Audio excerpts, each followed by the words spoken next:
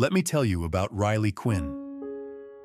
Some kids grow up with Friday night football games, backyard barbecues, and parents who hug them just because. Riley grew up learning how to disappear. Willow Creek, Texas, is one of those tiny towns where everybody knows your name and your business. Population 4,872.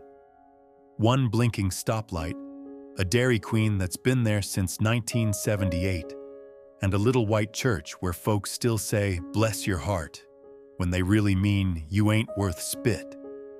Riley's parents died in a car wreck on Highway 296 years ago.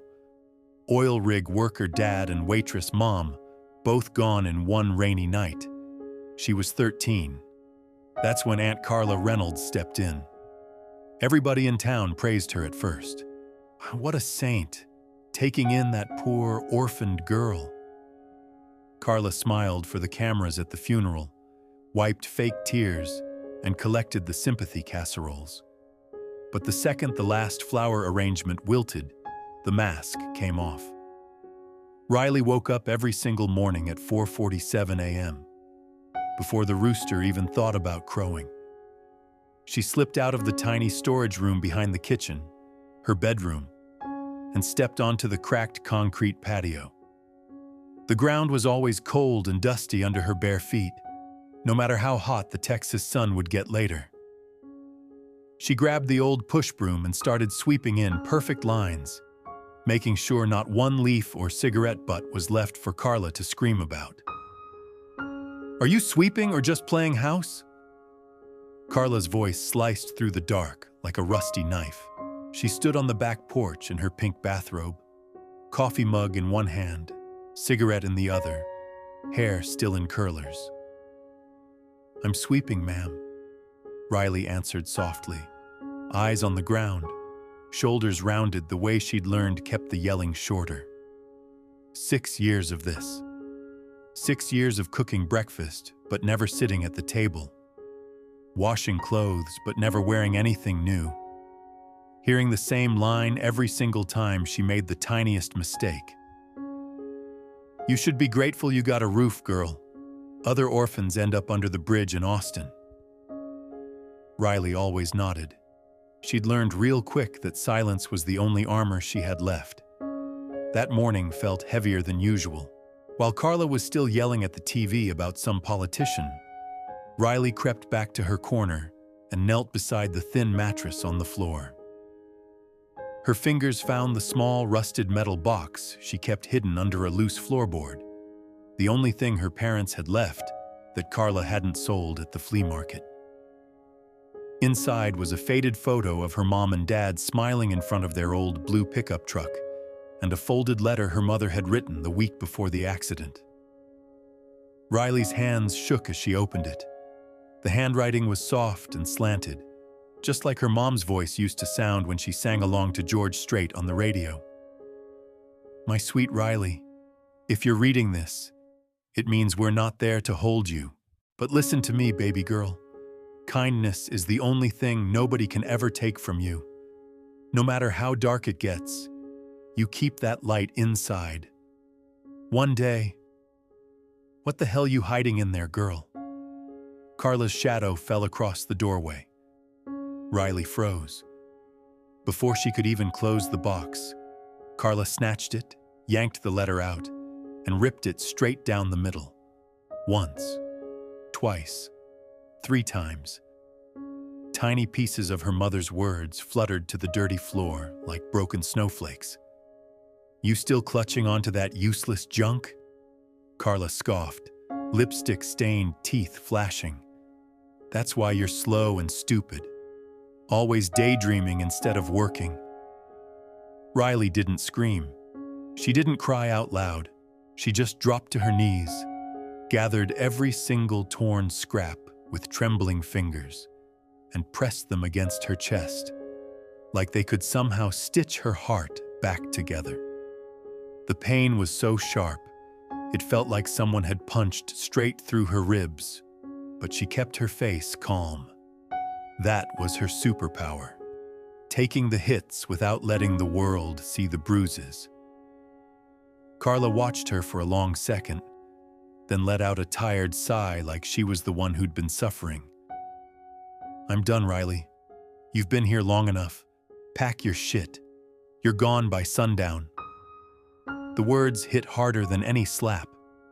Riley looked up, confused. "But, Aunt Carla, it's already afternoon. Where am I supposed to?" "That's not my problem anymore." Carla turned away, bathrobe swishing. "Maybe one of those fancy churches will take pity on you. Lord knows I've done enough."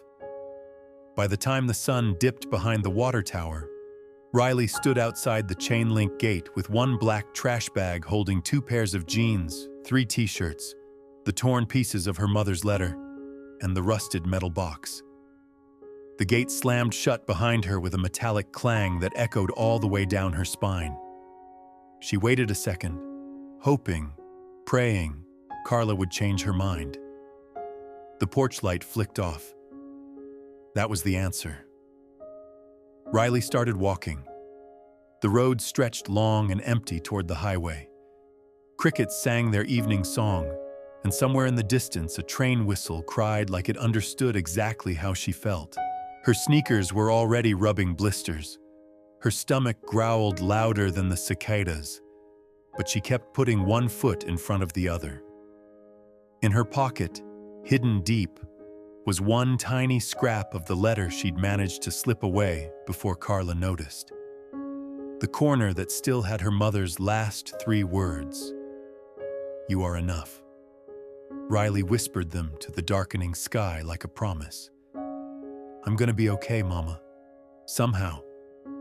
She had no idea that 180 miles away in Austin, a completely different world was already waiting for her. One that would flip every cruel word she'd ever heard right on its head.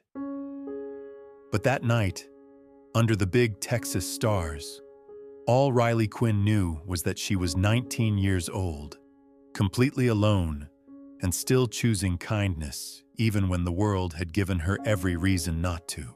And that, my friend, that was the beginning of everything. The road out of Willow Creek stretched on forever under that big Texas sky. The kind of sky that makes you feel tiny and watched all at the same time.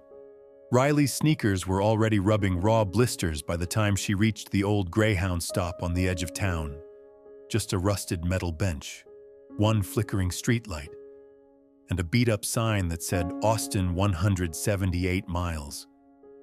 No shelter, no bathroom, nothing. She dropped her trash bag, sat down, and pulled her knees to her chest. The night air had turned cold fast, the way it does in Texas after the sun drops, like the ground itself was sucking the warmth right out of you. Her stomach growled so loud she almost laughed, except nothing felt funny. She hadn't eaten since the half-burnt toast Carla had thrown at her that morning. She hugged the bag tighter, feeling the sharp corner of the rusted metal box through the plastic. Inside were the torn pieces of her mom's letter and that one precious photo. Riley pulled the photo out with shaking fingers. There they were, Mom and Dad at the county fair. Her mom laughing with cotton candy in her hair. Dad holding up a blue ribbon from the pie contest, like he'd won the Super Bowl. Riley pressed the picture to her chest and whispered the only prayer she knew how to say anymore. "Lord, I don't know what I did to deserve this, but please don't let me forget who I am." That's when the fear really hit. Not the quiet kind you push down. The loud kind that makes your heart slam against your ribs like it's trying to escape. She was 19, alone, with $43 in crumpled bills and no phone that still had service. Every pair of headlights that swept past made her flinch. What if Carla called the sheriff and said she stole something? What if nobody ever looked for her at all? A beat-up Chevy truck rumbled into the lot around midnight. The driver, a big guy in a faded Astros cap, maybe 40, reeking of whiskey and cigarettes, leaned out the window. "Hey, sweetheart, you lost or just waiting for Prince Charming?"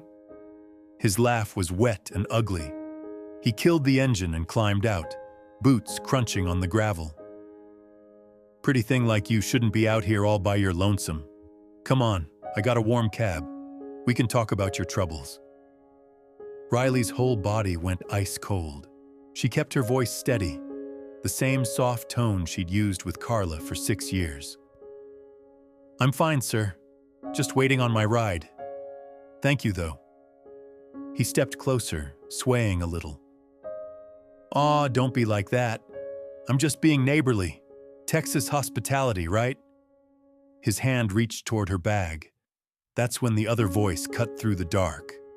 Calm, firm, with a little West Texas drawl. Everything okay over here? An older woman, maybe late 50s, had pulled up in a dusty red Ford pickup. She wore a John Deere jacket and had gray hair pulled back in a ponytail. A retired school bus driver, Riley would learn later. The drunk guy muttered something and climbed back in his truck, tires spitting gravel as he peeled out. The woman didn't move at first, just stood there under the streetlight, keys in one hand, travel mug in the other. You all right, honey? I saw that fool from the highway. Riley nodded fast, eyes on the ground. Yes, ma'am. I'm okay. Really? The woman studied her for a long second, took in the trash bag, the thin t-shirt, the way Riley's shoulders stayed rounded like she was bracing for the next hit. Then she reached into her truck and pulled out a Whataburger bag and a bottle of water. I got extra. Honey butter chicken biscuit, still warm. You don't have to say a word if you don't want to. Just eat. Riley's mouth watered so bad it hurt. She could smell the biscuit, the little bit of honey that always reminded her of Sunday mornings with her mom. For one crazy second, she almost reached out, but then Carla's voice rang in her head. Nobody gives nothing for free, girl. They always want something back. And deeper than that, her mom's voice, softer, from the night before the accident when they'd sat on the porch swing after Riley had given her last $5 to the kid who dropped his ice cream at the fair. Kindness is the only thing they can't take from you, baby, but you protect your heart while you give it. Riley swallowed hard. That's real kind of you, ma'am. But I'm good. My ride's coming soon. I don't want to hold you up. The woman tilted her head. You sure? I got a daughter about your age. I'd hate to think of her sitting here alone. Riley forced a small smile, the same one she'd perfected to make Carla stop yelling. I'm sure. Thank you, though. Means a lot. The woman set the bag on the bench anyway, right next to Riley. It'll be here if you change your mind. And listen. Whatever brought you to this bench tonight, it don't define you. I've seen girls like you turn into women who run this whole damn state. You keep that chin up. She climbed back in her truck, gave one last nod, and drove off into the night. Riley stared at the bag for a long time. The smell was torture, but she didn't touch it. Not because she wasn't starving, she was, but because taking it felt like admitting she was exactly what Carla said she was, a charity case, a nobody. So she left it sitting there, untouched, like a test she refused to fail. Instead, she pulled the photo out again, traced her mom's smile with one finger, and whispered the 3 words still left on that torn scrap of paper. You are enough. The fear didn't go away. The cold still bit through her clothes. Her stomach still ached. But something else rose up right beside it. Quiet, stubborn, and stronger than she'd ever felt before. It was the same feeling she used to get when she'd finish all her chores before Carla woke up, or when she'd help the neighbor kid with his math homework, even after Carla called her stupid for reading too much. It was the part of her that refused to let the world turn her mean. She didn't know it yet, but 178 miles away in Austin, A silver-haired woman named Margaret Caldwell was about to clutch her chest in a crowded park, and a man named Ethan would be running toward her. And the same kindness Riley was guarding with everything she had left? That was exactly what was going to save them both. But right then, under that flickering light with the Texas wind whispering through the mesquite trees, all Riley Quinn knew was that she was terrified, freezing, and hungrier than she'd ever been in her life. And still, she chose not to take what wasn't hers. That's when the real strength showed up. Not loud, not flashy, just steady, like the heartbeat of someone who'd already decided the world could break her body, but it would never break her heart. And that, my friend, is how a girl with nothing left became unstoppable. The sun came up slow and mean the next morning, painting that Texas sky in streaks of orange and pink, like it was trying to apologize for the night before. Riley's back ached from the hard bench, her legs stiff as boards, but she stood up anyway, brushed the dust off her jeans, and started walking. No bus money left after that last ride she'd hitched from the edge of Willow Creek, just her 2 feet and that black trash bag slung over one shoulder. 178 miles to Austin. She figured if she kept moving, maybe the ache in her chest would stay quiet. By the time she hit the city limits, the blisters on her heels had popped twice, and her $43 had shrunk to $19 after a $2 bottle of water from a gas station. Austin hit her like a whole different planet. Skyscrapers mixed with food trucks blasting mariachi and hip-hop. Kids on electric scooters zipping past guys in suits talking startup money on their phones. She smelled breakfast tacos everywhere, bacon and egg, chorizo and cheese.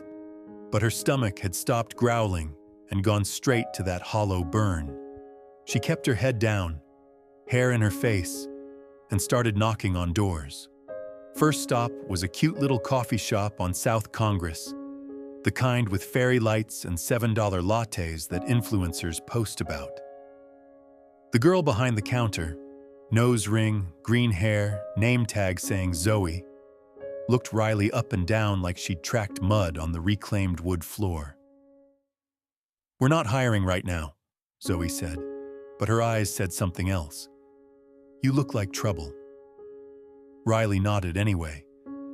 "I'm a fast learner. I can work any shift. I don't need breaks." Zoe just shrugged. "Sorry, we need someone who fits the vibe. You know, presentable. Presentable." Riley almost laughed. Her t-shirt had a grease stain from Carla's kitchen. Her jeans had a rip at the knee from the fence she'd climbed to leave town. She thanked Zoe anyway, soft voice, no attitude, and walked out. Same story at the barbecue joint on Rainy Street, the boutique selling $200 cowboy boots, even the temp agency near the Capitol, where the lady behind the desk didn't even let her fill out the form. "Come back when you've got an address and clean clothes, hun." Each no landed like a slap she didn't flinch from, but inside it stung worse than the blisters. She kept thinking about Carla's words. Other orphans sleep on the streets. Was that her now? Just another statistic people scrolled past on their phones? By late afternoon, the heat had her shirt stuck to her back and her head spinning. She'd walked clear across downtown, past the Congress Avenue Bridge where the bats were already starting to swirl under the overpass. Tourists snapping pictures like it was the coolest thing ever. Riley sat on a low wall near the edge of Zilker Park for a minute, just to catch her breath. That's when she saw him. A little boy, maybe 9, in a dirt-streaked Texas Rangers jersey, standing by the big "I Love Austin" sign, crying quietly like he didn't want anyone to hear. No parents, no backpack. Just a kid who looked as lost as she felt. She should have kept walking. She was bone-tired, starving, and every second she stayed still made the hunger worse. But something in her chest, The same something that had left that Whataburger bag untouched wouldn't let her. Riley stood up, wiped her hands on her jeans, and walked over slow so she wouldn't scare him. "Hey, buddy," she said, gentle, crouching down to his level. "You okay? You look like you could use a friend right now." The boy sniffled, wiped his nose on his sleeve. I was supposed to wait for Mom after her shift at the hospital, but I got off the bus at the wrong stop. She's gonna be so mad. My name's Tommy. We just moved here after Dad left, and I don't know the streets yet." Riley's heart twisted. Divorced parents, new city, scared kid. That story hit too close. She remembered being Tommy's age, waiting outside the diner for her mom to get off work, practicing her spelling words on napkins so she wouldn't feel alone. "Okay, Tommy, no problem. I'm Riley. Tell me what your street looks like. Any big landmarks? A park? A Whataburger? Anything." He described it. Red door, big oak tree out front, near the elementary school with the blue playground. Riley knew exactly where that was. She'd passed it 2 hours earlier on her way downtown. She pulled the crumpled city map she'd grabbed free from the Greyhound station out of her pocket, the one she'd been studying like it was a treasure map to a better life. "See this line right here? That's the number 7 bus. But we're gonna walk it together so you remember the turns. Deal?" For the next 2 hours, Riley walked that little boy home, pointing out every landmark like a tour guide who actually cared. She taught him how to read the street signs the way her mom had taught her. North means toward the capital, south toward the river, just like the old Texas history books say. When Tommy asked why her shoes looked so beat up, she just smiled and said, "Sometimes the best adventures start with sore feet." She never once mentioned she hadn't eaten or slept, never asked for anything. She just kept talking calm and steady, making him laugh with silly jokes about bats eating mosquitoes bigger than his head. By the time they reached the red door with the big oak, Tommy's mom was already on the porch, phone in hand, face pale with worry. She hugged her son so tight Riley had to look away. Then she turned to Riley, really looked at her ragged clothes, the trash bag, the exhaustion in her eyes, and her voice cracked. "You brought my baby home safe. How can I ever thank you?" Riley shook her head before the woman could pull out her wallet. "Just seeing him smile is plenty, ma'am. Take care of each other." She turned to leave, but Tommy ran after her and pressed a crumpled $5 bill into her hand. "For bus fare tomorrow," he whispered. "You're the nicest stranger ever."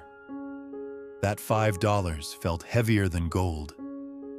Riley slipped it in her pocket next to the torn scrap of her mom's letter and kept walking toward the big park in the center of town.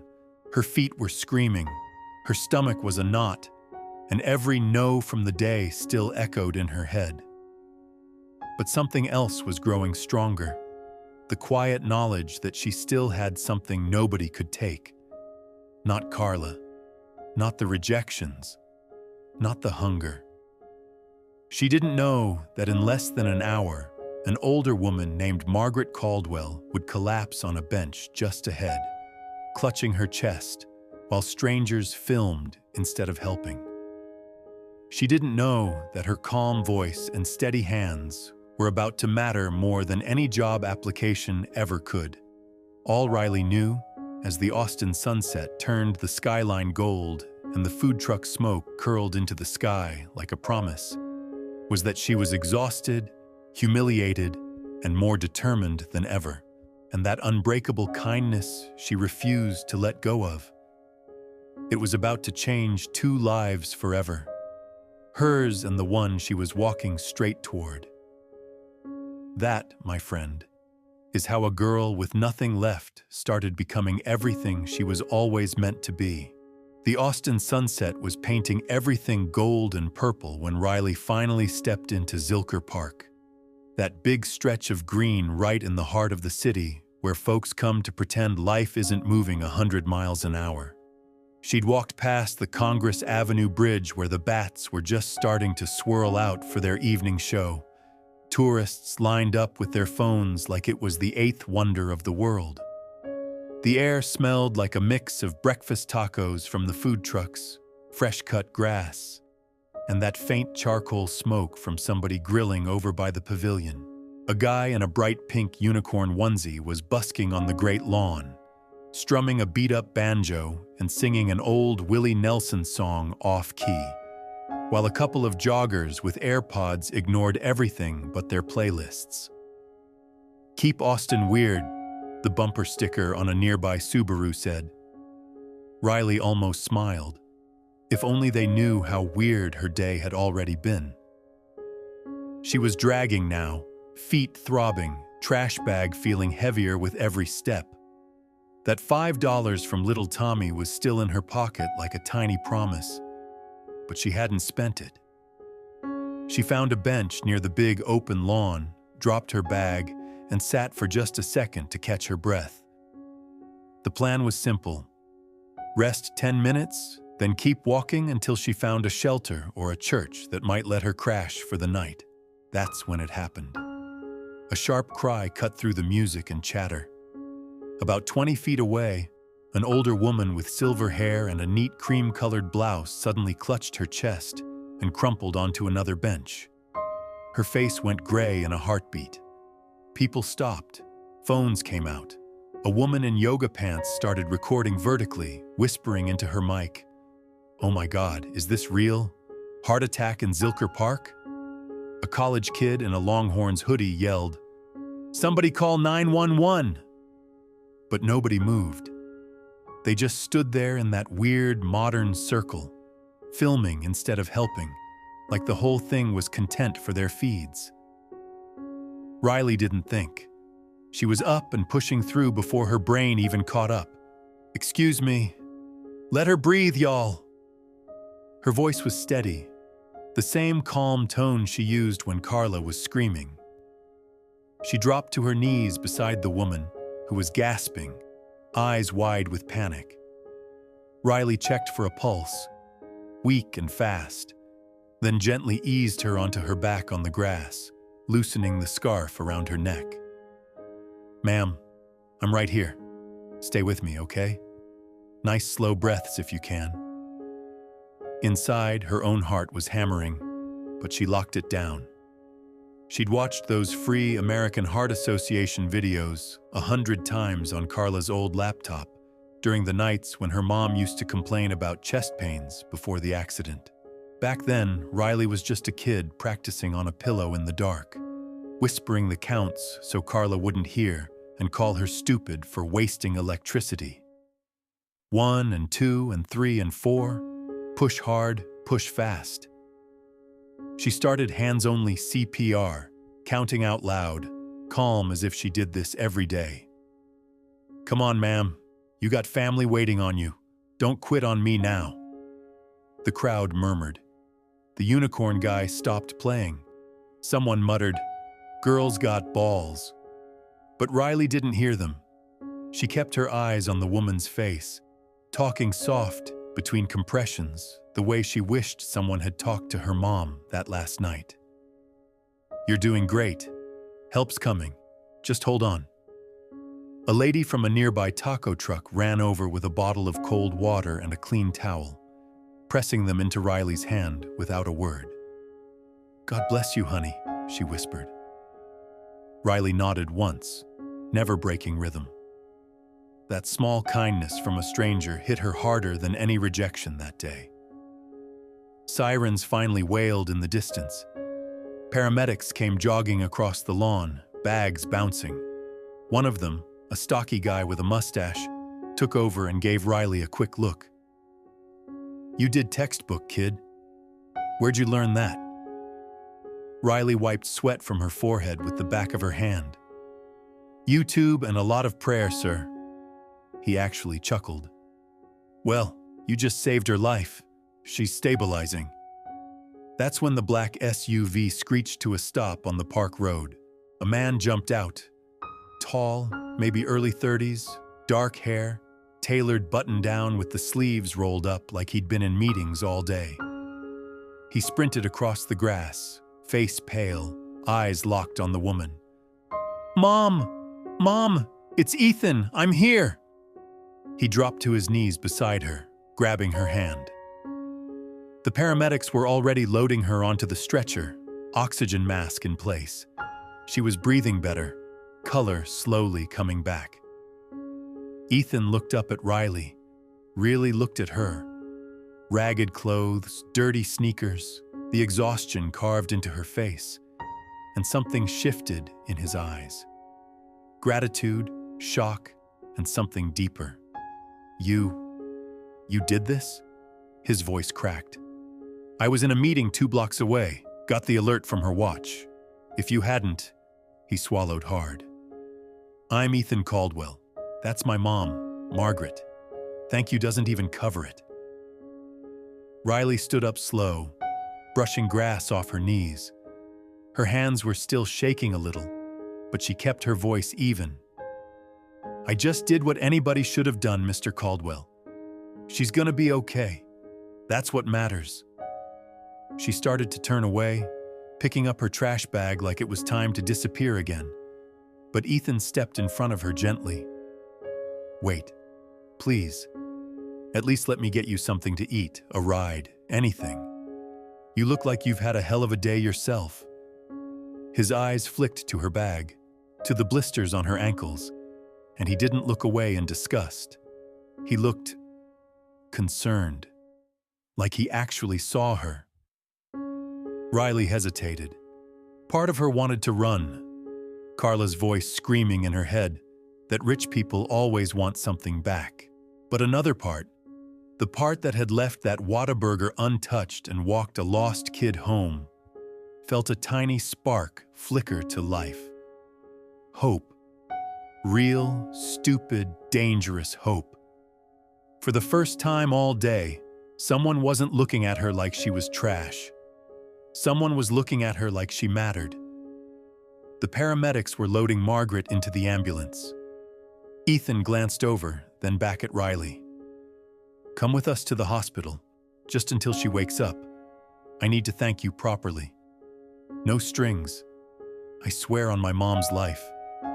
Riley looked at the ambulance lights flashing red and white across the park, at the crowd still filming, at the unicorn guy giving her a thumbs up from across the lawn. The sun was almost gone now, the Austin skyline lighting up behind them like a promise she didn't know if she could trust. She took a deep breath, the kind that hurts your ribs when you've been holding everything in for too long. "Okay," she said quietly, "just to make sure she's all right." Ethan nodded once, relief washing over his face. As they walked toward his SUV, Riley felt that little spark grow just a fraction brighter. She didn't know who these people were. She didn't know their world of big houses and board meetings and watches that call for help. All she knew was that for the first time since the gate slammed shut in Willow Creek, somebody had looked at her and seen more than a poor orphan with nothing. And in that moment, between the bats swirling overhead and the distant twang of a guitar still playing, a brand new chapter started whispering her name. She just hoped it wouldn't break her heart all over again. The ride to St. David's Hospital felt like a dream Riley was scared to wake up from. Ethan drove fast but careful, one hand on the wheel, the other occasionally glancing over at her like he was making sure she was real. "You really don't have anywhere to go tonight?" he asked quietly as they pulled into the parking garage. Riley shook her head, staring at her dirty sneakers on the clean floor mat. "No, sir, not really." He didn't push, just nodded like that was all the answer he needed. Margaret was already awake when they got to the room. The color had come back to her face, and those sharp blue eyes locked onto Riley the second she walked in. "There she is," Margaret said, voice weak but warm. "My guardian angel from the park." She reached out her hand, and when Riley took it, the older woman squeezed surprisingly strong. "Young lady, you saved my life today. I don't know how to thank you properly, but I'm damn well going to try." Riley felt her throat tighten. Nobody had ever looked at her like that, like she was somebody worth saving. "I'm just glad you're okay, ma'am," she said softly, the same way she used to talk to keep Carla calm. Ethan stood by the bed, arms crossed, watching them. "Mom, Riley doesn't have a place to stay right now. I was thinking, maybe she could come home with us for a while. Help take care of you while you recover. The doctor said you need someone around the clock for the next few weeks." Margaret's face lit up like Christmas morning. "That's the best idea you've had all year, son. Riley, sweetheart, would you consider it? We have plenty of room. You'd have your own space, good food, and I'd feel so much better knowing you're there." Riley stood there frozen, heart pounding so hard she was sure they could hear it.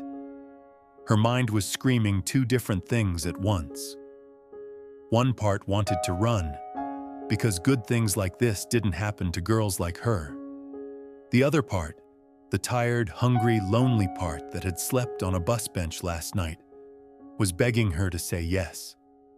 She thought about Carla's gate slamming shut, about the Whataburger bag she left behind, about little Tommy's $5 still in her pocket. I don't want to be a burden," she finally whispered. Margaret smiled gently, the kind of smile that makes you believe everything might actually be okay. "Honey, after what you did today, you could never be a burden. You'd be family helping family." 2 hours later, Riley found herself riding through the winding roads of Westlake Hills, one of the fanciest neighborhoods in Austin. The black SUV climbed higher, passing massive houses with perfect lawns and gates that probably cost more than Carla's entire house. When they pulled up to the Caldwell residence, Riley actually forgot how to breathe for a second. It wasn't just a house. It was a modern Texas mansion, big stone and glass, lights glowing warm against the dark hills, with an infinity pool that looked like it dropped straight into Lake Austin below. The kind of place you see in magazines or on those luxury homes of Austin videos. Inside smelled like lemon polish and fresh flowers. The floors were cool marble under her dirty sneakers. Ethan led her upstairs to a guest room bigger than Carla's entire living room. King-sized bed with crisp white sheets, a bathroom with a rainfall shower, and towels so thick they felt like clouds. "Take your time," he said. "There's clothes in the closet that should fit. My sister's old stuff. She'd want you to have them." His voice got a little tight at the end, but he didn't explain. When Riley stepped into that shower, letting hot water run over her sore body for the first time in days, she cried. Not loud, ugly sobs, just quiet tears mixing with the water. She scrubbed 6 years of Carla's house off her skin and tried to wash away the voice in her head that kept saying, "This isn't for people like you." Later, when she came downstairs in a soft gray sweater and jeans that actually fit, the smell of dinner hit her like a warm hug. Chicken fried steak, creamy mashed potatoes with gravy, fresh biscuits, and sweet tea in mason jars. Real Southern comfort food. Margaret was already at the big kitchen island, looking tired but happy in her robe. "Come sit, sweetheart. You must be starving." Riley sat down at the table like it was made of glass. For the first time in 6 years, she ate at a real table, not standing by the sink, not hiding in her corner. She ate until her stomach hurt in the best way possible. Margaret watched her with soft eyes. "You remind me of my daughter Sarah," she said quietly. She had that same gentle strength, always helping others even when she was hurting herself. Riley looked up, surprised. No one had ever compared her to family before. The warmth in Margaret's voice made her chest ache in a whole new way. But not everyone was happy. Vanessa Klein stood near the kitchen doorway, arms crossed, watching everything with sharp eyes. She was Margaret's personal assistant, tall, polished, in her late 20s, wearing a crisp white blouse and black slacks like she was born in them. She'd been with the family for 8 years, handling everything from doctor appointments to charity galas. When Ethan introduced Riley as the young woman who saved Mom, Vanessa smiled, but it didn't reach her eyes. "Welcome to the house, Riley," she said smoothly, voice sweet as pecan pie. "We'll make sure you have everything you need for however long you're staying." The last part had a tiny edge to it, like a warning wrapped in silk. Riley felt it immediately, that cold, measuring look. The same kind Carla used to give her right before she found a new reason to yell. Later that night, as Riley lay in the king-sized bed staring at the ceiling fan spinning slow and quiet, she couldn't sleep. The sheets were too soft, the room too big, the silence too peaceful. She pulled the small, rusted metal box from her bag and held the torn pieces of her mother's letter against her chest. "This feels too good to be real, Mama," she whispered into the dark. "What if they change their mind tomorrow? What if I mess up and they send me back to the street?" But underneath the fear, something else was growing. A tiny, flickering warmth she hadn't felt since her parents died. For the first time in years, someone had called her sweetheart, and meant it. Someone had given her a seat at the table. Someone had looked at her and seen value instead of trash. Still, as she finally drifted off, Riley kept one foot on the floor, old habit from years of being ready to run. Because deep down she knew, beautiful houses and kind words didn't mean the world had suddenly become safe. And somewhere in that big, quiet mansion, Vanessa Klein was already wondering how long this street girl was going to stay in their perfect world. The days in the Caldwell house started blending together in the softest, strangest way Riley had ever known. Mornings no longer began with Carla's sharp voice slicing through the dark like a rusty knife. Instead, she woke to sunlight pouring through tall windows, the distant hum of a lawnmower, and the smell of fresh coffee and bacon drifting up from the kitchen like some kind of promise she was still afraid to trust. 3 weeks had passed since that afternoon in Zilker Park, and she still sometimes pinched her own arm just to make sure she wasn't dreaming. Margaret was getting stronger every day, but she still needed a steady hand getting in and out of chairs or walking the garden paths. Riley fell into the rhythm without being asked, helping her with morning meds, adjusting the pillows just right, and sitting beside her on the wide back porch that overlooked Lake Austin while they sipped sweet tea from mason jars. The more time they spent together, the more Margaret opened up, sharing pieces of her life the way people do when they've decided you're safe. One warm afternoon, they were out in the side garden planting bluebonnets. Texas state flower, Margaret called them with a proud little smile. Dirt under their fingernails, sun warm on their backs. The radio playing an old George Strait song about Amarillo. "You remind me so much of my daughter Sarah," Margaret said quietly, patting the soil around a tiny plant. She had that same quiet strength, always helping without being asked. She used to say kindness was her superpower. Her voice caught for a second. "She left us 20 years ago. Car accident on 290. Some days I still talk to her when the house gets too quiet." Riley's hands paused over the dirt. That highway was the same one her own parents had died on. The ache in her chest felt suddenly familiar, like meeting an old friend you never wanted to see again. For the first time, she let herself say something real out loud. "My mama used to say almost the exact same thing. Kindness is the only thing they can't take from you." She gave a small, sad smile. Guess both our moms knew what the world was really like. Those conversations became the brightest part of Riley's days. Margaret started treating her less like help and more like family. She signed Riley up for online classes at Austin Community College. Free GED pathway turning into real credits in business basics. "Every woman needs to know how to stand on her own 2 feet, honey," she said, handing over the shiny new laptop Ethan had quietly bought. Riley threw herself into the coursework like it was oxygen. Evenings, after helping the housekeeper Maria fold laundry or organizing Margaret's charity files for the Austin Food Bank, she'd sit at the big desk in her room with highlighters spread out, determined to make up for every year Carla had called her stupid for reading too much. She started helping around the house too. Not because anyone asked, but because it felt right. She fixed the broken sprinkler head in the backyard after watching a 5-minute YouTube video, redesigned the flower beds with native Texas plants the gardener had been wanting to try, and taught Maria's teenage daughter how to use Excel for tracking household inventory. The staff warmed to her fast.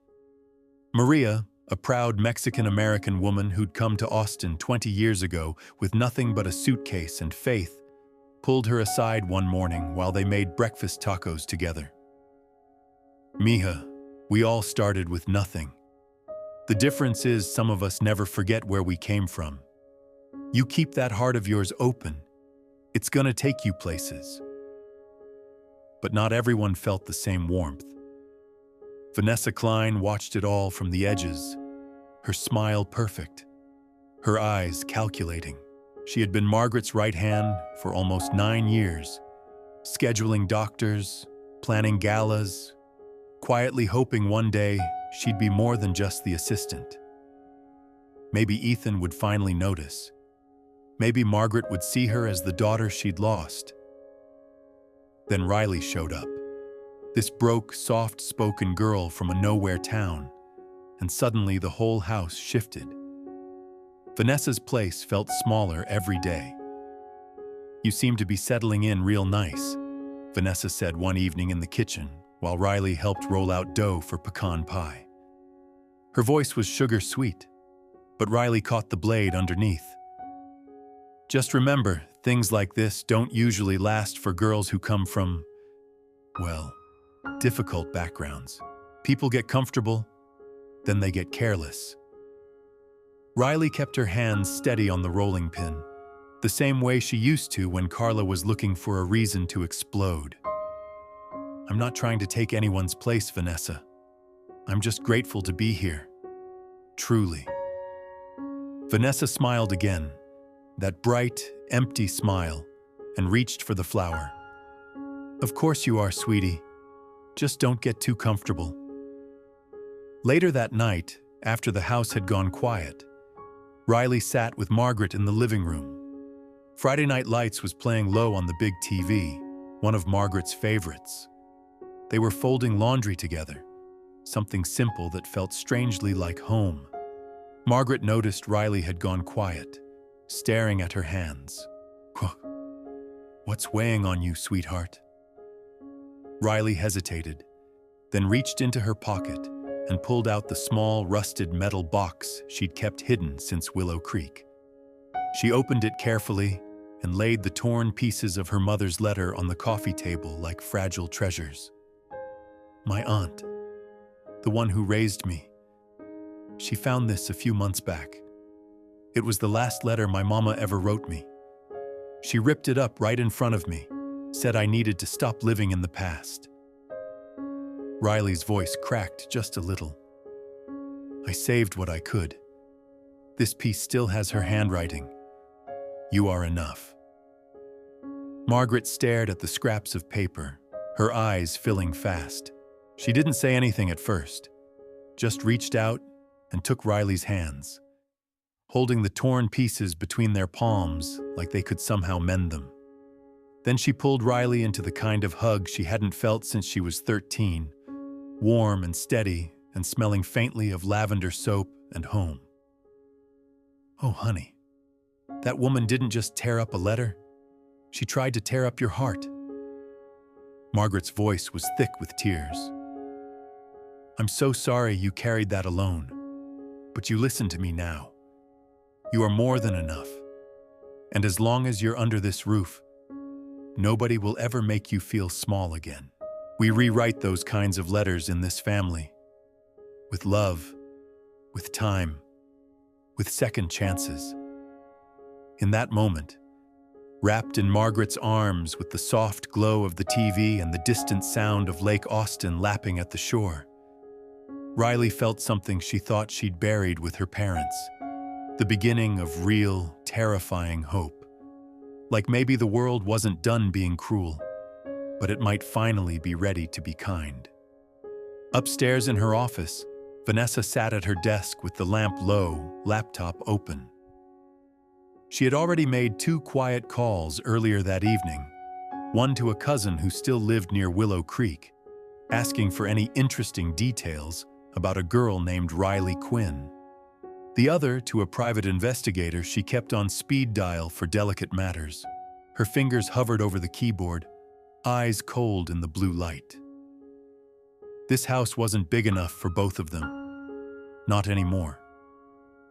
And while Riley finally let herself believe good things could last, the first dark clouds were already gathering just out of sight, quiet as a Texas storm rolling in at dusk. The house had felt like a real home for almost a month now. The kind of place where Sunday mornings meant pancakes with real maple syrup and Margaret humming old hymns while flipping them on the griddle. Riley had even started looking forward to the little things, helping Maria set the big oak table for brunch, laughing when Ethan burned the bacon again and blamed the damn fancy stove. She was taking 3 online classes, acing her business ethics paper, and Margaret kept saying things like, "You're blooming, sweetheart, just like those blue bonnets we planted." For the first time since she was 13, Riley let herself believe maybe the bad parts were finally behind her. That Sunday started perfect. The Caldwells had invited a few neighbors over for a casual backyard brunch. Nothing fancy, just Texas style.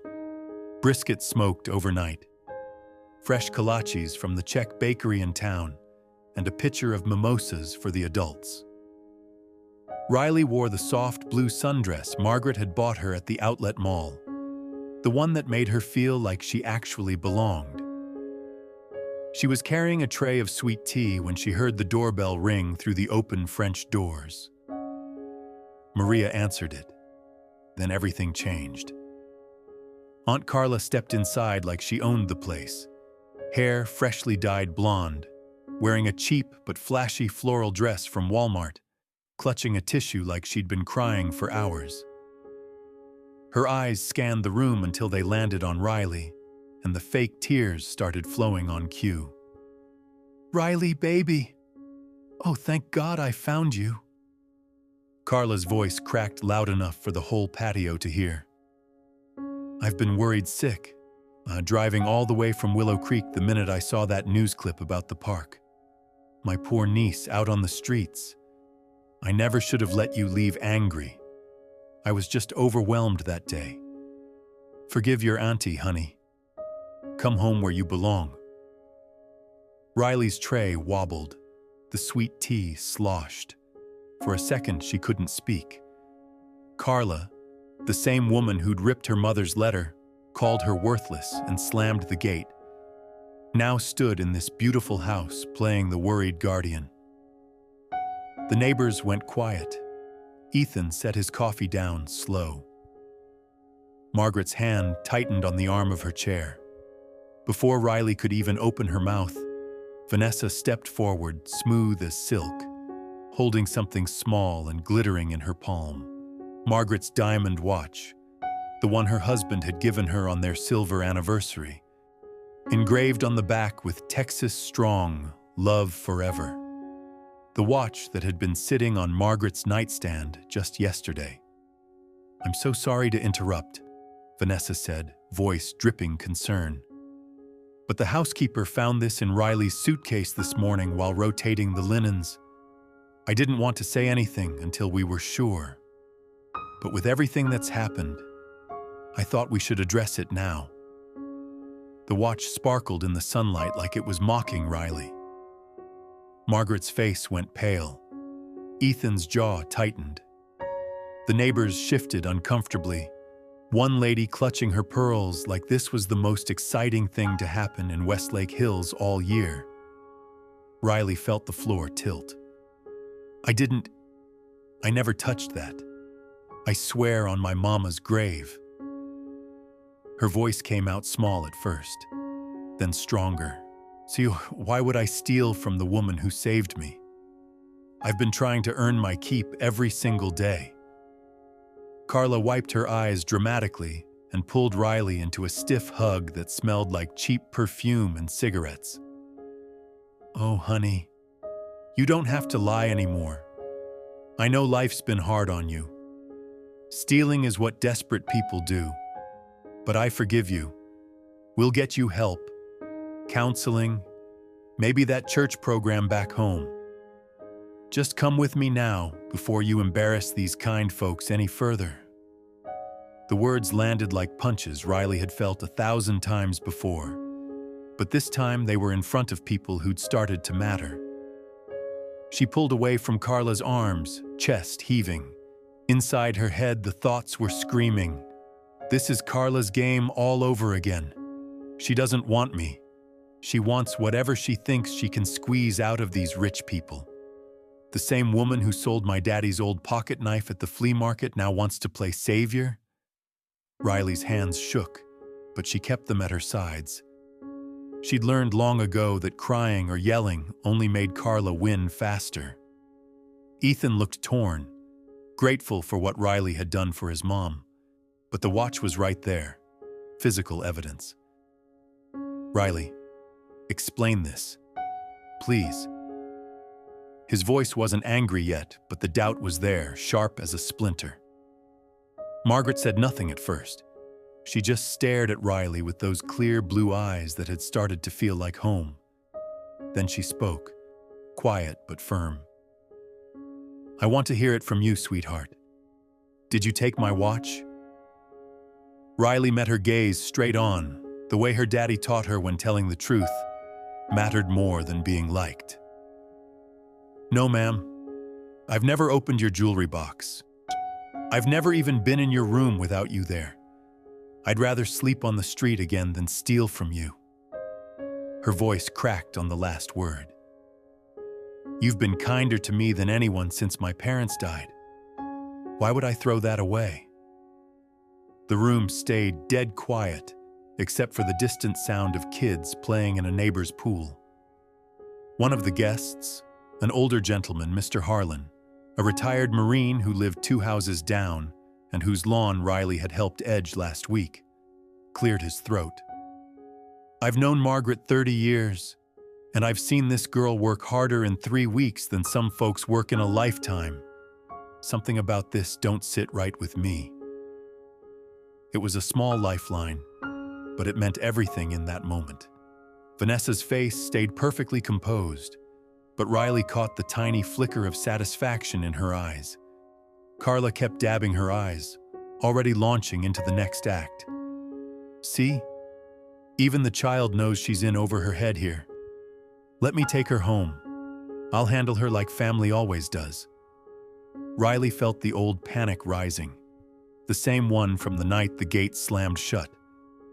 She was being painted as the thief, the liar, the girl who didn't belong. Again. Her mind raced. Pack the trash bag. Walk out before they throw you out. At least this time you'll have a few nice memories to take with you. But underneath the shame burned something hotter. Pure, bone-deep injustice. She had saved Margaret's life.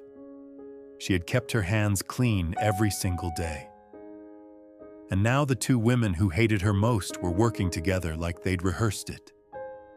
She turned to Ethan, voice steady even though her knees felt weak. I'll pack my things. I don't want to cause any more trouble. Thank you for everything, truly." Margaret reached for her hand, but Riley stepped back gently. She couldn't bear the pity she saw starting to form. As she walked upstairs, the brunch guests whispering behind her, Carla's voice floated up the stairs like poison wrapped in honey. "Poor thing, she's always been troubled. But blood is thicker than water, right?" In her beautiful guest room, the one with the king bed and the soft gray sweater folded neatly on the chair, Riley pulled out the black trash bag she'd never fully unpacked. She folded the sundress carefully, placed the rusted metal box on top, and slipped the torn scrap of her mother's letter into her pocket like armor. Tears burned behind her eyes, but she didn't let them fall. Not here, not where they could see. She was 19 again, she standing at a gate that was about to slam shut. Only this time, the betrayal cut deeper because she'd let herself hope, because she'd started believing that kindness could actually win. Downstairs, Vanessa was already quietly suggesting to Ethan that they call the police just to be safe, while Carla nodded along with fresh tears. Margaret sat very still, staring at the diamond watch like it had betrayed her too. Riley zipped the bag, took one last look at the room that had started to feel like safety, and whispered to the empty air the only 3 words she had left. "You are enough." Then she headed for the stairs, ready to walk back into the life she thought she'd escaped. She had no idea that the real storm, the one that would flip every lie upside down, was already heading straight for this house. The front door of the Caldwell house clicked shut behind Riley with a soft finality that felt louder than Carla's old gate ever had. She walked down the long driveway in the blue sundress, black trash bag slung over her shoulder, the afternoon sun warm on her back, like it was trying to apologize for everything that had just happened. Westlake Hills looked perfect as always. Manicured lawns, kids riding bikes with American flags on the handlebars, a neighbor waving from his golf cart like nothing in the world was wrong. Riley kept her head high, even though her chest felt like someone had parked a truck on it. She wasn't going to let them see her break. Not again. She made it almost to the main road before the black panel van rolled up slow beside her. Tinted windows, no plates she could read. The side door slid open, and 2 men in dark hoodies jumped out. One had a faded Texas Longhorns tattoo on his forearm. The other smelled like cheap chew and motor oil. "Get in, sweetheart," the tattoo guy said, voice low and calm like he was offering her a ride to church. "Boss wants a word." Riley's heart slammed against her ribs so hard she could hear it in her ears. She dropped the trash bag and tried to run, but they were faster. A rough hand clamped over her mouth. Another pinned her arms. She kicked, twisted, bit down hard on the palm that smelled like cigarettes and regret. The man cursed, but they shoved her inside anyway, zip-tying her wrists behind her back before the van peeled out. So the last thing she saw through the closing door was her trash bag lying alone on the side of the road, like everything she owned had finally given up on her. Inside the van, it was dark and smelled like old takeout and fear. Riley's mind raced. Carla? Vanessa? No. This felt bigger, colder. She forced herself to breathe the way her daddy taught her during tornado season back in Willow Creek. Slow in through the nose, count to 4, out through the mouth. "You don't panic when the sky turns green, baby girl," he used to say, while they huddled in the hallway closet with the flashlight and her mom's old Bible. "You stay steady. That's how you make it through." The drive felt endless. Highway noise, then rougher roads, then gravel. When the door finally opened again, they were at an old abandoned warehouse on the east side of Austin, the kind left over from the 80s oil bust. Rusted metal walls, broken windows with weeds growing through the cracks, a faded American flag hanging crooked on a pole out front, like it was too tired to wave anymore. They dragged her inside, past stacks of old pallets and empty barrels, and tied her to a metal chair in the middle of the floor. Duct tape over her mouth, ankles zip-tied. The kind of place where nobody would hear a thing. A tall man stepped out of the shadows, late 50s, silver hair slicked back, wearing a starched white shirt and expensive boots that didn't belong in a dump like this. Marcus Hale. Riley had heard Ethan mention the name once in passing. Some old business rival who'd lost everything when the Caldwell's company outbid him on a green energy contract years ago.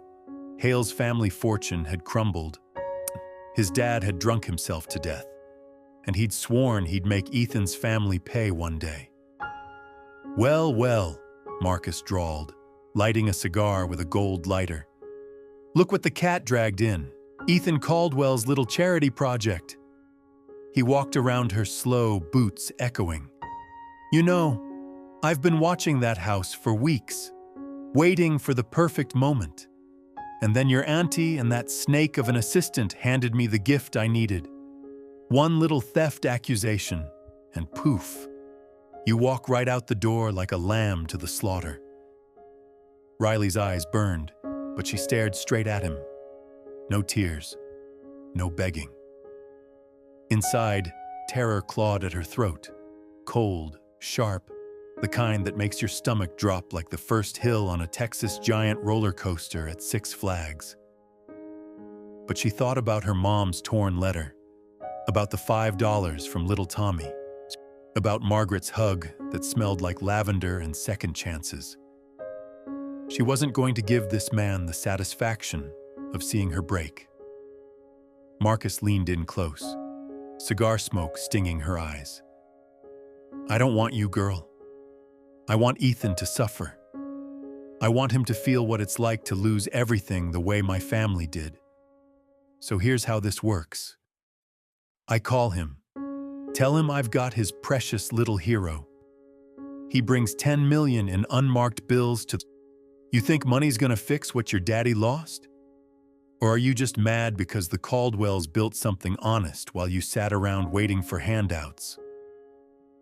Marcus laughed, but it didn't reach his eyes. "Spunky. I like that. Too bad it won't save you."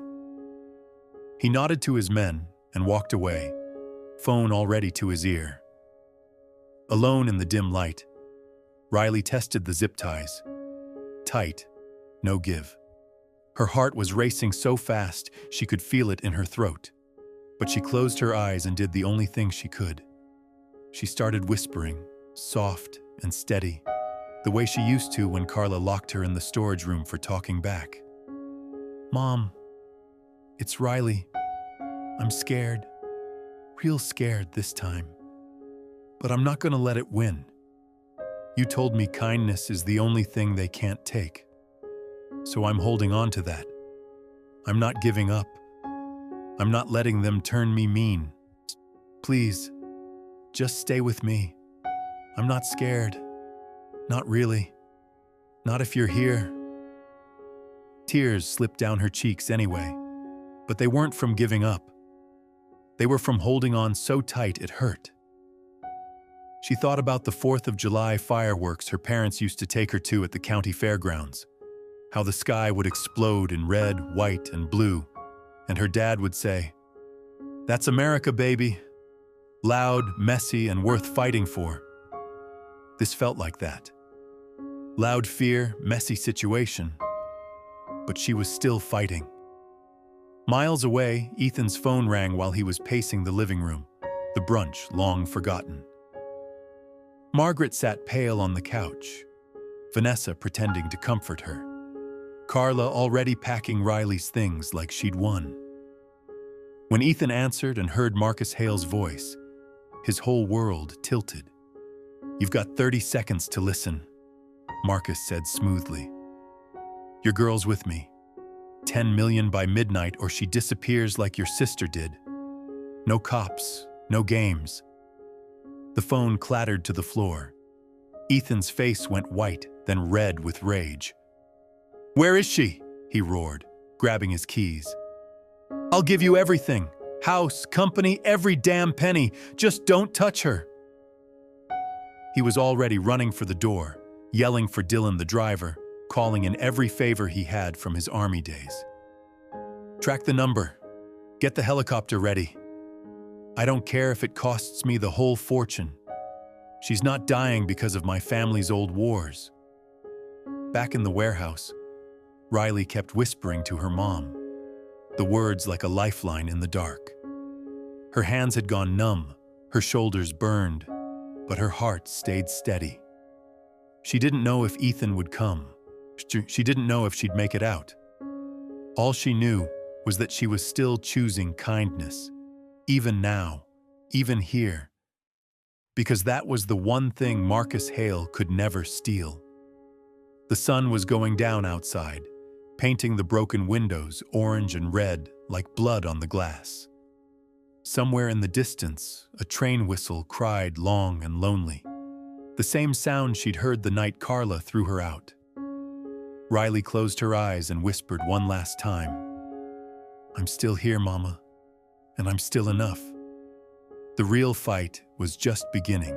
The warehouse air was thick with dust and the metallic smell of old oil drums. Riley sat tied to the cold metal chair, wrists raw from the zip ties, but her eyes stayed dry. Marcus Hale was circling her like a shark, phone to his ear, his voice dripping with satisfaction. "Tick-tock, Caldwell. 10 million cash or your little pet project doesn't make it to sunrise, and don't even think about bringing the cops." Riley kept her breathing slow and steady, the way her daddy taught her during those long tornado warnings back in Willow Creek. She whispered under her breath, so quiet only she could hear, "You are enough. You are enough, Riley." Then everything exploded at once. The side doors burst open with a deafening bang. Bright tactical lights flooded the space as armed men in vests poured in. "FBI, Austin PD, hands where I can see them. We get down." Marcus spun around, reaching for his gun, but 3 agents were already on him, slamming him face first onto the dirty concrete. He screamed every curse he knew as the cuffs clicked tight around his wrists. Ethan came running through the chaos, his shirt half untucked, eyes wild. He dropped to his knees in front of Riley the second the agents cut her free, pulling her into his chest so hard it hurt. "Riley, God, Riley, I'm so sorry," he choked out, voice breaking. "I never should have doubted you, not even for a second. I told him I'd give him the whole damn company if that's what it took. I was ready to sign the papers right there on the hood of the car." She clung to him, her body finally letting go of the terror she'd been holding in for hours. "You came for me, even after everything they said. I'd burn the world down before I let them take you," he whispered fiercely. "You're family now, whether you knew it or not." Outside, another car screeched to a stop. Margaret stepped out slowly, supported by Maria on one side and old Mr. Harlan, the retired Marine neighbor who had quietly helped track Carla's suspicious calls, on the other. Behind them, in handcuffs, walked Carla and Vanessa, both looking like cornered animals under the flashing red and blue lights. Margaret's eyes found Riley immediately. She moved forward, ignoring everyone else, and gently brushed the messy hair away from the back of Riley's neck. The moment her fingers touched the small, crescent-shaped birthmark hidden right behind Riley's left ear, Margaret froze. A sound escaped her. Half sob, half prayer. "Oh, sweet Jesus. Sarah." Tears spilled down Margaret's cheeks as she turned Riley gently to look at her. That mark, that exact crescent moon. My Sarah had the same one. I used to kiss it every night when I put her to bed. Her voice cracked completely. Riley, you're not a stranger. You're my granddaughter. You're Sarah's daughter. The words hit Riley like a freight train. She staggered back a step, eyes wide. What are you talking about? Margaret took Riley's face in both hands, crying openly now. 20 years ago, my daughter Sarah ran away for a few months when she got pregnant young. She came back with you, but before we could even celebrate, there was that terrible crash on Highway 290. They told us both of you were gone, but Carla, she took you. She faked documents and hid you away so she could collect survivor benefits and the money from Sarah's trust fund for years. You were never an orphan nobody wanted. You were stolen from us. Carla started screaming from the side, her voice shrill and desperate. She's lying. That girl was dumped on my doorstep. I raised her out of the kindness of my heart. A detective stepped forward holding a thick folder. We've got bank records going back 18 years, forged documents, and DNA confirmation from the hairbrush you kept in your house. You didn't raise her out of kindness, Mrs. Reynolds. You raised her for a paycheck, and you almost got away with it. Vanessa looked like she was going to be sick. I didn't know she was family. I just didn't want to lose my position. You helped destroy an innocent girl's life to protect your own, Ethan said, his voice low and full of disgust. Both of you chose greed over basic human decency.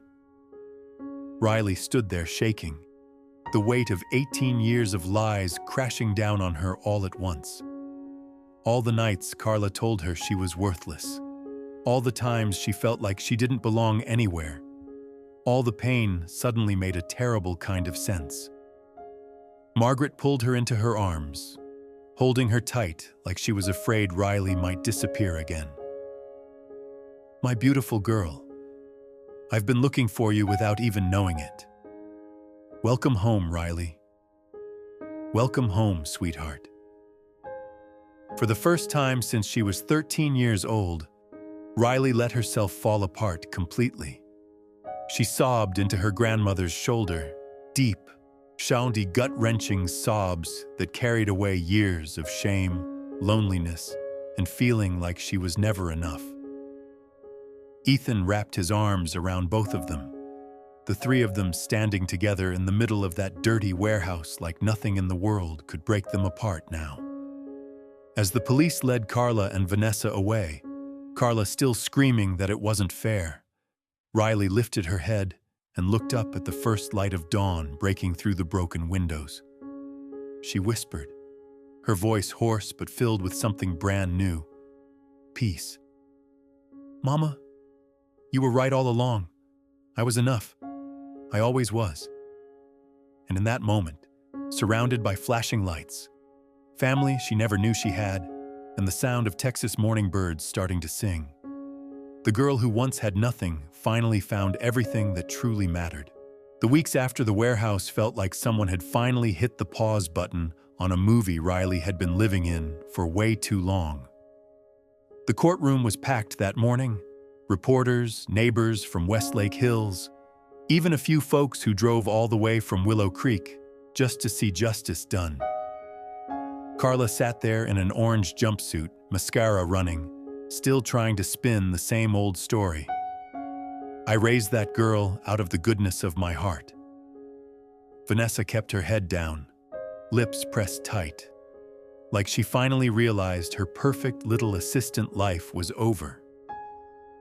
When the judge read the sentence, 10 years for Carla, 5 for Vanessa on conspiracy and fraud charges, the whole room let out a breath. Riley didn't cheer. She just held Margaret's hand a little tighter and thought, that's enough. They don't get any more of my tears. 2 days later, they stood in the family lawyer's office with fresh papers. Margaret signed first, then slid the document across the mahogany table to Riley.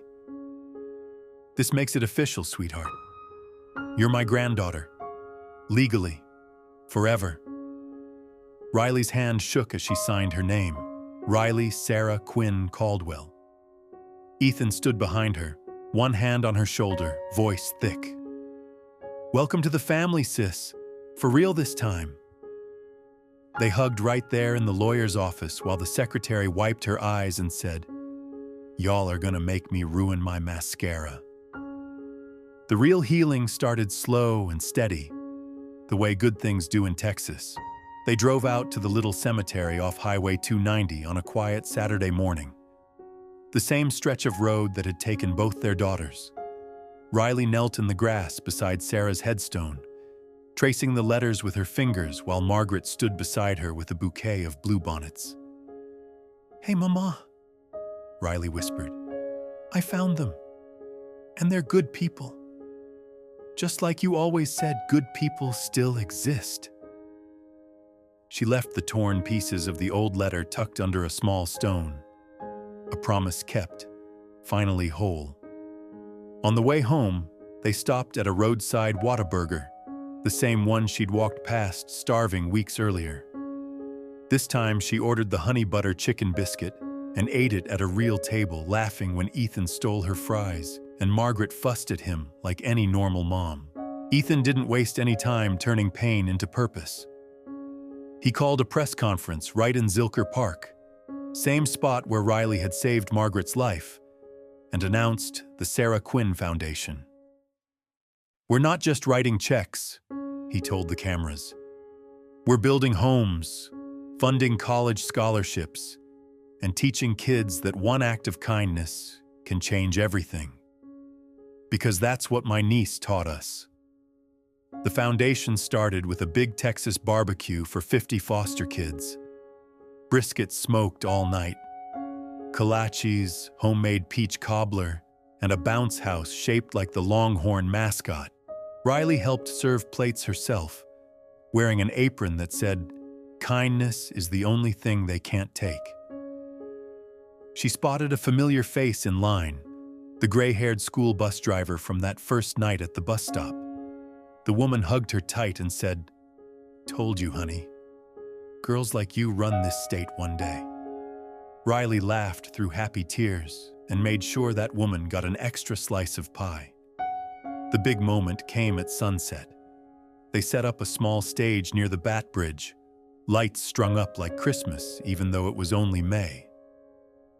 Riley stepped up to the microphone in a simple white dress, the kind her mom would have loved, hair blowing a little in the evening breeze. The crowd went quiet. Kids from the foundation, neighbors, reporters, even the unicorn busker from the park who showed up with his banjo. She looked out at all those faces and felt something settle deep in her chest. "6 months ago, I was sitting on a bench with nothing but a trash bag and a broken heart," she said, voice steady but soft, the way she used to talk when she was trying not to cry in Carla's house. "People told me I was worthless, that I should be grateful just to have a roof, that girls like me don't get happy endings. But somebody once told me, actually a lot of somebodies, that kindness is the only thing nobody can ever take from you. I held on to that when I had nothing else. And look where it got me." She smiled, the real kind that reaches your eyes. "Pain tried to break me, but kindness rebuilt me. So if you're out there tonight feeling small, feeling forgotten, feeling like the world already decided who you get to be, don't believe it. Be the kindness. Pass it on. Because one day that same kindness is going to come back around and change your whole life. Just like it changed mine." The crowd erupted. Ethan wiped his eyes. Margaret blew her a kiss. Little Tommy, the boy she walked home that first day, ran up and handed her a handmade card that said, "You're my hero," in crooked letters. Riley hugged him so tight his ranger's cap fell off. That night, the house was quiet in the best way. Riley climbed the stairs to her room, now officially hers, with a new sign on the door that read, Riley's room in Margaret's handwriting. She changed into soft pajamas, the kind that still felt like a luxury, and opened the window so she could hear the lake lapping below. Before she turned off the light, she picked up the rusted metal box one more time. Inside was the photo of her parents at the county fair, now framed beside a new picture. Her, Ethan, and Margaret at the foundation launch, all three smiling like they'd known each other forever. She crawled into the big bed, pulled the covers up, and let out a breath she felt like she'd been holding since she was 13. No more trash bag by the door. No more sleeping with one foot on the floor. Just peace. The next morning, sunlight poured through the tall windows, warm and golden the way only Austin mornings can be. Riley opened her eyes slowly, stretched, and smiled before her feet even hit the floor. She walked to the window, looked out over the hills and the sparkling lake and the city skyline stretching out like a promise that had finally been kept. Somewhere down there, kids were waking up in safe homes because of the foundation. Somewhere out there, another girl who felt invisible might see her story and decide to keep being kind anyway. Riley whispered to the glass, voice full of quiet wonder. "We made it, Mama. We really made it." She turned, grabbed her new house keys off the dresser, and headed downstairs where the smell of pancakes and coffee and family already waited. The girl who once had nothing was finally, completely, home. And somewhere in the big Texas sky, a couple of stars twinkled a little brighter. Like they'd been waiting for this exact moment to say, "See? We told you kindness always wins." As we reach the end of Riley's journey, one truth rises above everything else. Kindness is the only thing no one can ever take from you. Not money, not status, not even the cruelest lies or the deepest betrayal. In a world that still judges people by where they come from, what they wear, or how quietly they've suffered, Riley shows us that our real worth is never decided by our past. It's revealed by how we treat others when the world has given us every reason to become bitter. We've all known a Carla or a Vanessa. People who hide greed and fear behind smiles and family words. The quiet lesson for every one of us, especially those of us who've lived long enough to see both sides of the table, is this: you don't have to stay silent when someone tries to shrink you. You don't have to accept the role they wrote for you, and you never have to become like them to survive. What goes around truly does come around, and the road long enough always shows a horse's true heart. So today, I gently ask you, where in your own life are you still carrying a voice that says you're not enough? Who around you feels invisible right now? A neighbor, a grandchild, a coworker who reminds you of the old you. One small, sincere act of kindness from you could be the moment their story changes forever. Tell me in the comments, what part of Riley's story hit closest to home for you? Have you ever watched kindness win against all odds in your own life? Share it. Your words might be the light someone scrolling tonight desperately needs. If this story moved you even a little, please tap the like button and subscribe. There are so many more true-hearted stories waiting to remind you that hope is never late. It's just on Texas time. May the same gentle peace that finally found Riley find you too. You are enough. You always were. God bless.